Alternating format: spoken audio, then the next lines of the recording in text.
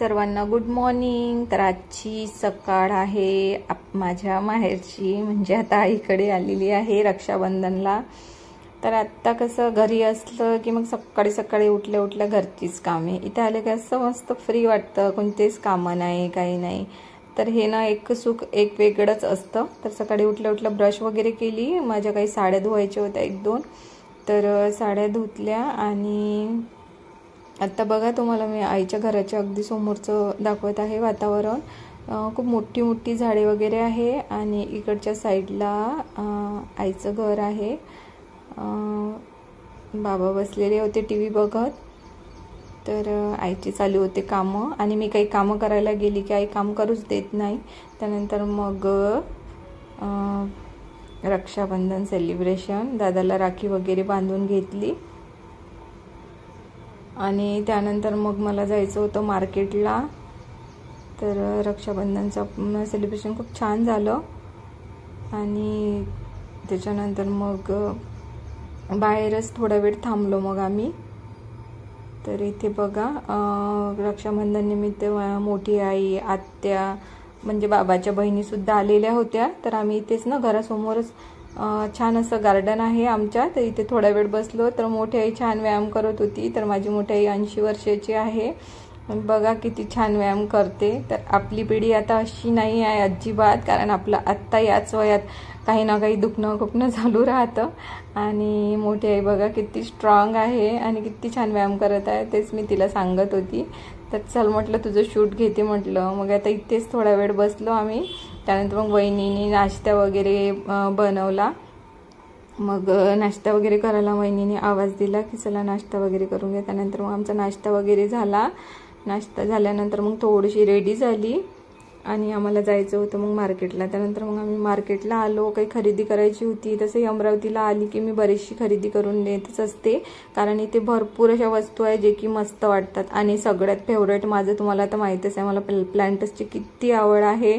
तर तुम्ही तर माझ्या आधीच्या व्हिडिओमध्ये बघितलंच असेल।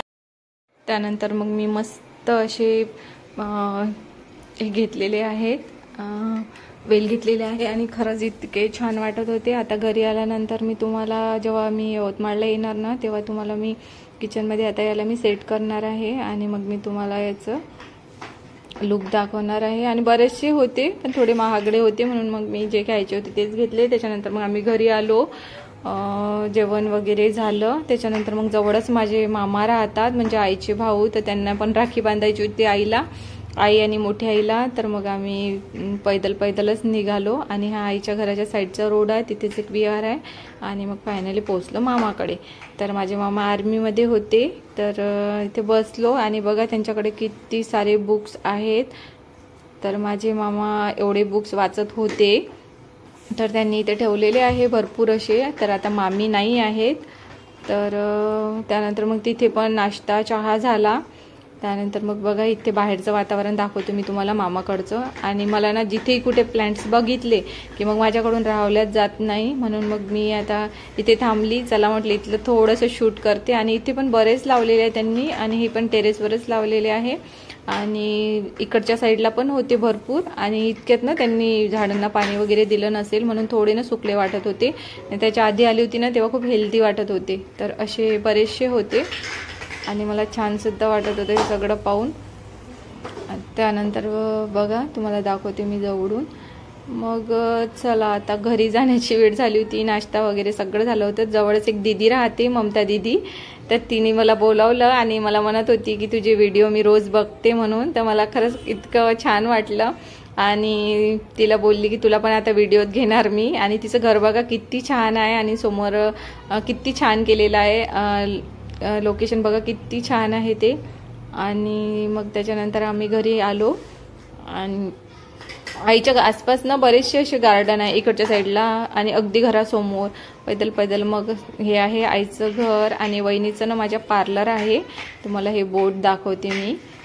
आणि त्यानंतर मग आत्या वगैरे आली होती, तर मग आत्या खेड्यावर राहते, तर आत्यानी ना भरपूर अशी चवळीची भाजी, वांगे असं सगळं घेऊन आली होती आत्या.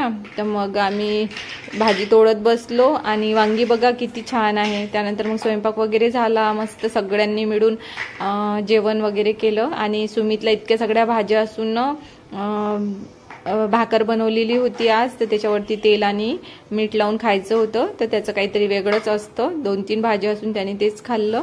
त्यानंतर मग मस्तपैकी आमची झोपाची तयारी झाली. आणि खरंच अशा वातावरणात आपण जेव्हा येतो ना, तेव्हा खरंच वेगळंच फील होतं. आणि जे की 5-5, 10-10 हजाराच्या गाद्यावरती जो आनंद नाही मिळत, तर असं आईकडे आल्यावर सगळेजण एकसोबत असं मस्तपैकी एन्जॉय करून मस्त अशा वाकडांवर इतकी छान झोप लागते. आणि आता आम्ही 4-5 जणी होतो, म्हणून मग आम्ही बेड वगैरे नाही लावला आणि खालीच मस्तपैकी मी अशा वाकड्या वगैरे टाकल्या. त्यानंतर मग TV पाहत बसलो थोडा वेळ, गोष्टी वगैरे चालू होत्या आमच्या.